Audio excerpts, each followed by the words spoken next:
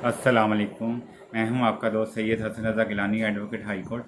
आज मैं आपको दो सेक्शन बताने की कोशिश करूंगा, section 503 and section 506 of PPC.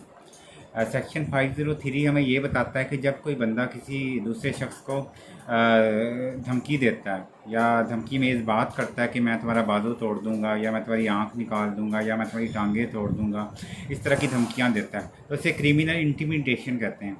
तो ये जो सेक्शन है ये इसको बयान करता है, ये जो सेक्शन 503 है। तो ये हमें बताता है कि ये अगर कोई बंदा इस तरह की धमकियां दे तो उस पर फिर उसकी फिर सज़ा के बारे में जो है वो 506 में है, वो भी मैं आपको थोड़ी देर तक बताऊंगा।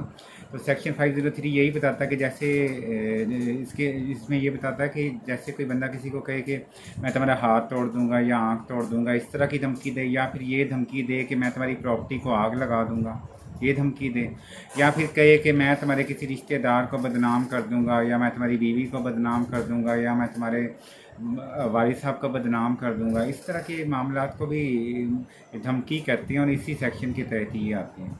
तो अब मैं इनकी सज़ाएँ आपको बता देता हूँ। सेक्शन 506 इनकी पनिशमेंट के बारे में बताता है।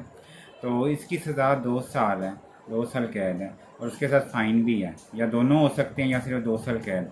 और अगर ख़तरनाक किस्म की धमकी दी है, फ़र्ज़ करें किसी बंदे ने कहा कि मैं तुम्हें जान से मार दूंगा, तो या फिर किसी नेक औरत के ऊपर तोहमत लगाए कि वो जानी है या वो ऐसी है या उसका बदनाम करे, बड़े लेवल पे ये गुस्ताखी करे, तो फिर उसको 7 साल की कैद होगी और साथ फ़ाइन भी होगा और नॉन बेलेबल ऑफेंस होगा ये।